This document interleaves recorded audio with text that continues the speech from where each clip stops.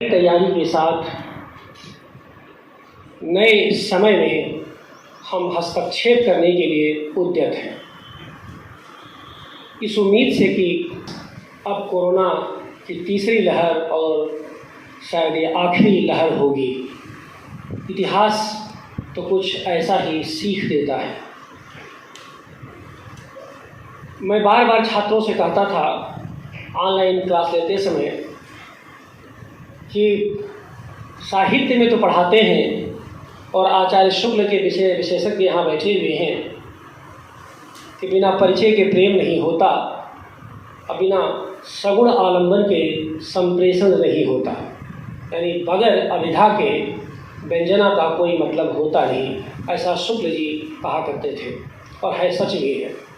हम लोग कक्षा में कहते थे कि जब आलंबन ही निर्गुण है तो संप्रेषण कितना सगुण होगा, क्योंकि आलंबन उद्दीपन सब गायब था, केवल मोबाइल की स्क्रीन थी, उसी को दिन भर देखना था, उसी पर पढ़ना पढ़ाना था। तो एक तरह का कर्मकांड के रूप में ये चीज़ें बन रही थी।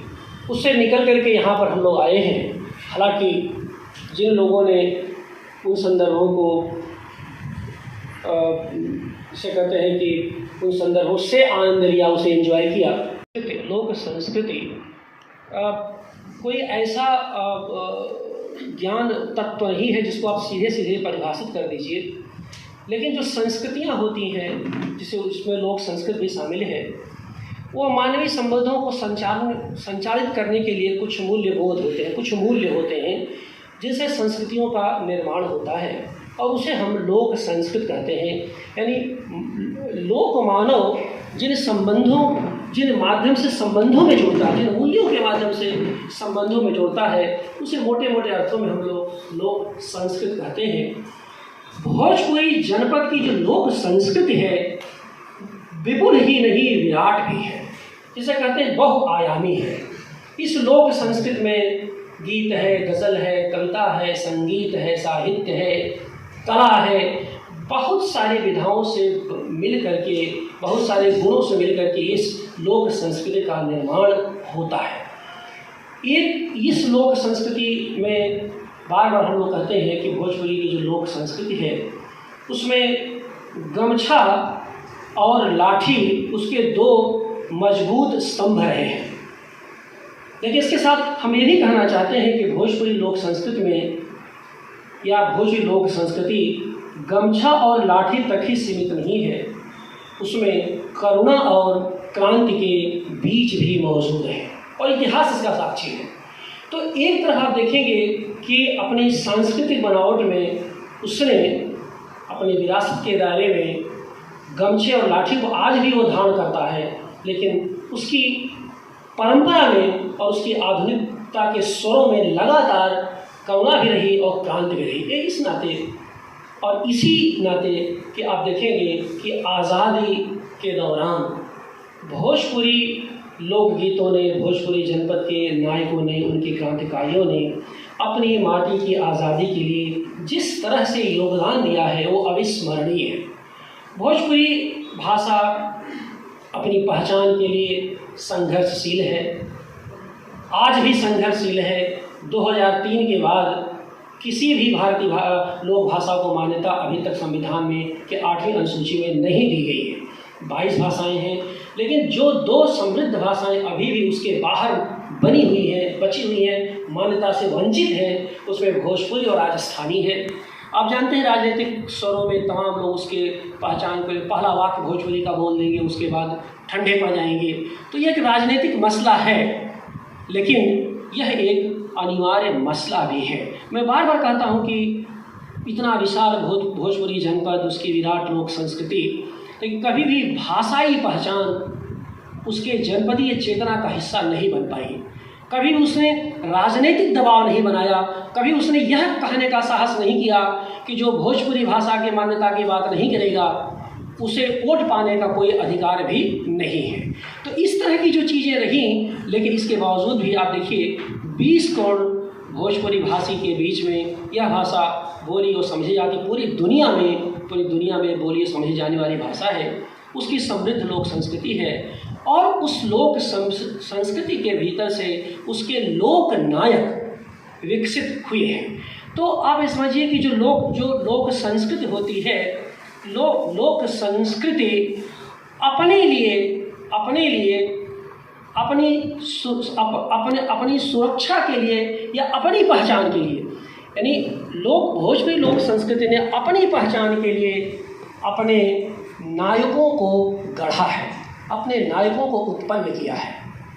क्योंकि कोई भी सांस्कृतिक बोध बगैर नायकत्व को प्राप्त किए वो स्थायित्व को प्राप्त कर ही नहीं सकता। इसलिए हर संस्कृति और खासकर लोक संस्कृति अपने भीतर से समय समय पर लोक नायकों को उत्पन्न करती रहती है या करती रही है।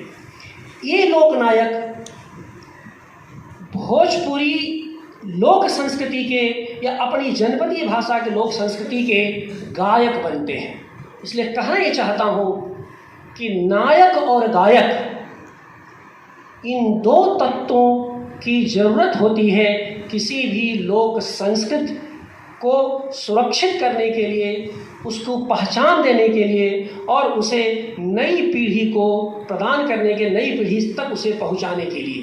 तो भोजपुरी लोक संस्कृति और उसके लोक नायक जो विषय रखा गया है वो इन्हीं नायक और नायक के द्वारा उत्पन्न किए गए जो गायन है, यानी जो गायक, संस्कृति के गायक और संस्कृति के नायक दोनों का स्वरूप एक दूसरे से मिला जुला है।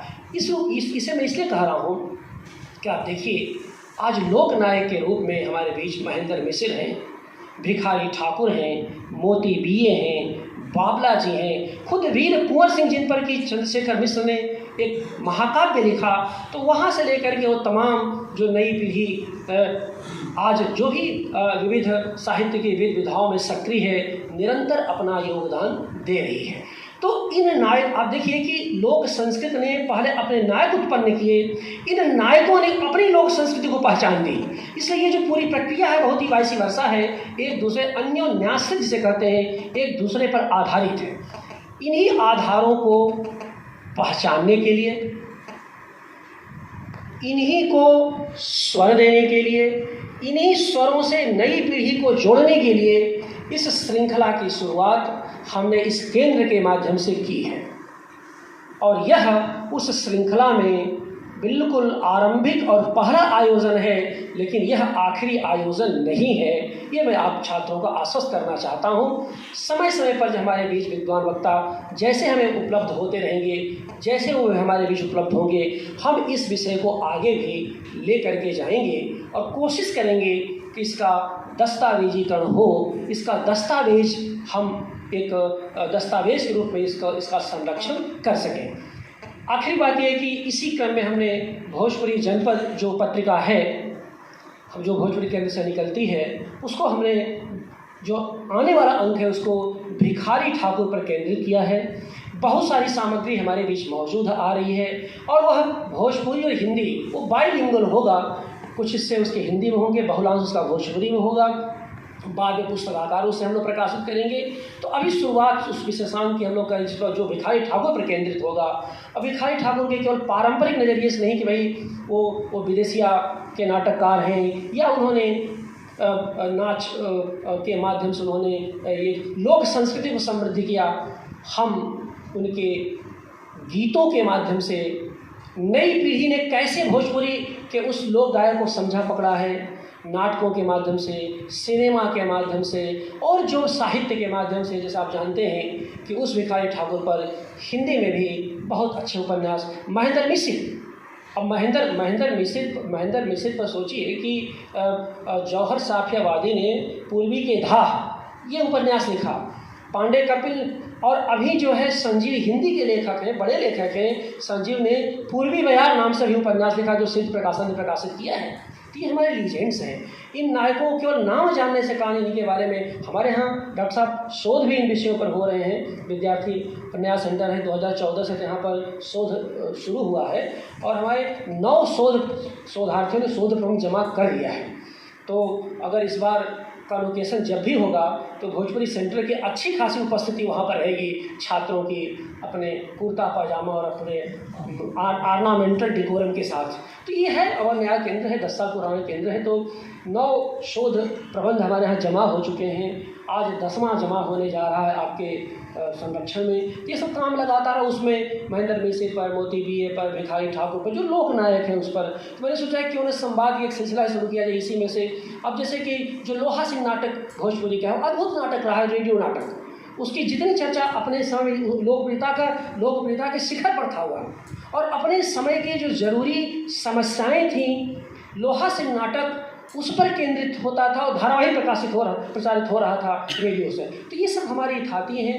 इन्हीं विरासत के साथ भोजपुरी लोक संस्कृति के वर्तमान को समझने के लिए हमने यह आयोजन किया है। हम इस आयोजन में आप सब आए हैं, एक बार पुनः आप सबका स्वागत है और अभिनंदन है। धन्यवाद।